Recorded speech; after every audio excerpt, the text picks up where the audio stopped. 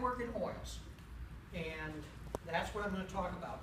But all of the stuff I'm going to talk about really relates right over into all the other mediums.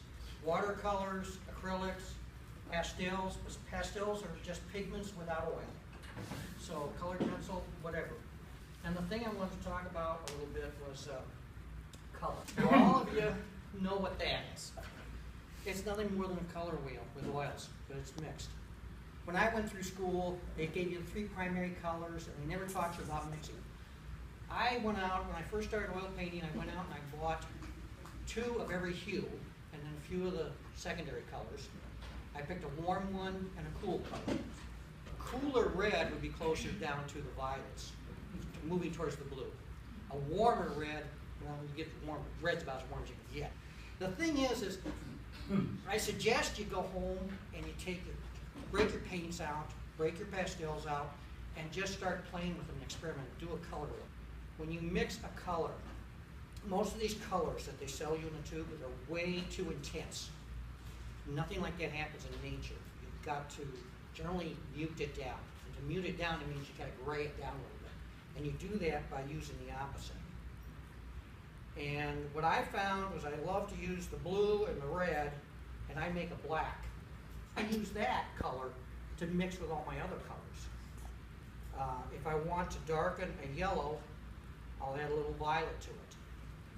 I make a tint chart.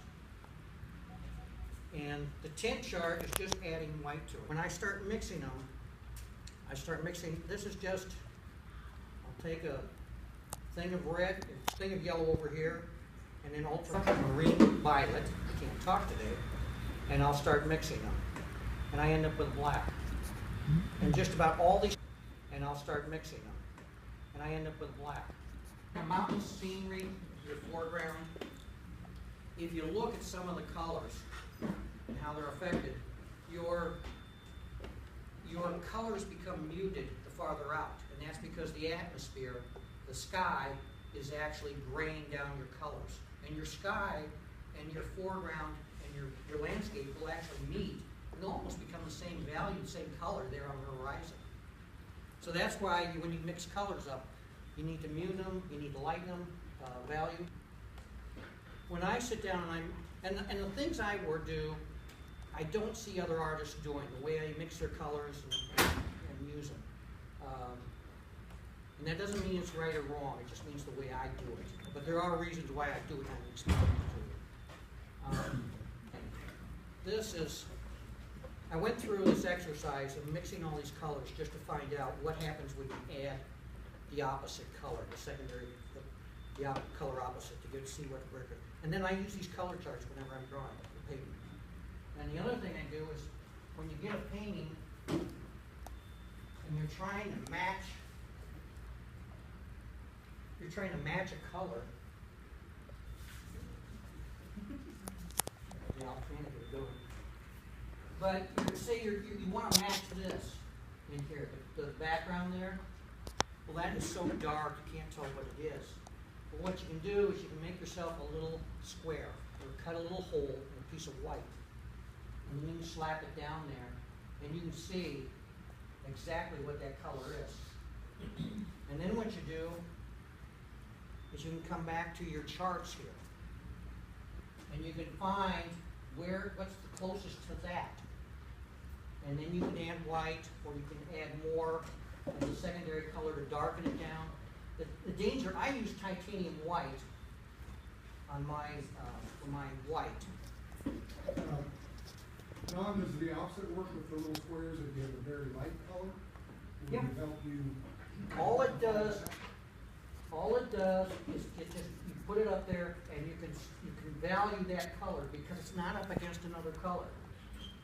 The colors are affected by what surrounds them. So when you're looking at the color here, you can't. It's hard to judge because other colors are affected. If you're trying to match it, it can drive you literally crazy sometimes. Yeah. And for instance, one of the things I had to do was here, right on the edge of that. Then there's a little blue in that chair. And over here, there's a little bit of the blue from his shirt reflecting in the chair. And it's so subtle, you can't see it. So you have to be conscious of those kind of things that are happening. You make yourself a little square of black, and it'll change colors on you as well if you use a black square. And you notice I've got two different sizes here because sometimes when you're looking at a color and you want to say, gee, what is that color? And you surround a square, and all of a sudden you start to see that true color. And it will really surprise you when you start to put something together, especially on flesh tones, how the colors, you think you're looking at something and it's not the color you thought it was. You know, you're taught or raised to believe in shape and form, and something's round, and it's a say it's a white ball or it's a black ball, and it's supposed to be light on this side and then darker on this side.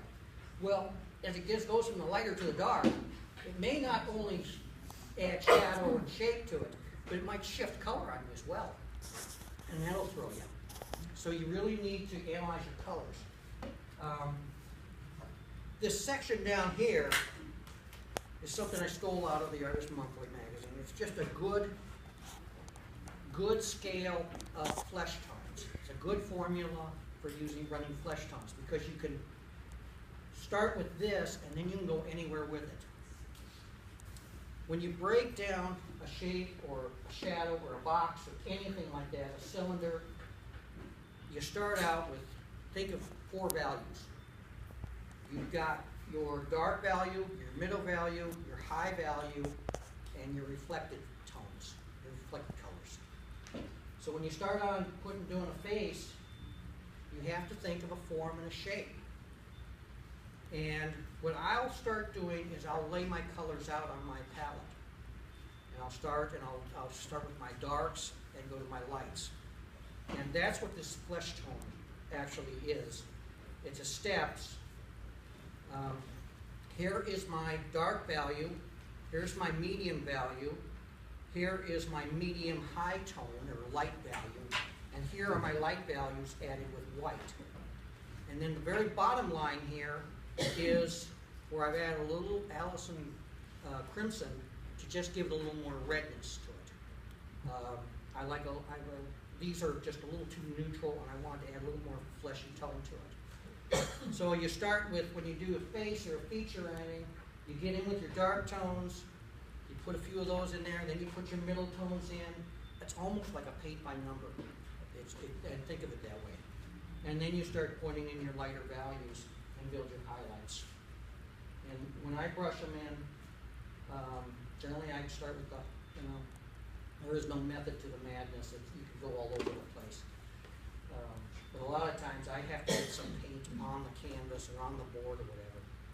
And then I can start seeing things. I can start working with it. Because I can actually be blending my colors on the board if I want. It's a little more time consuming.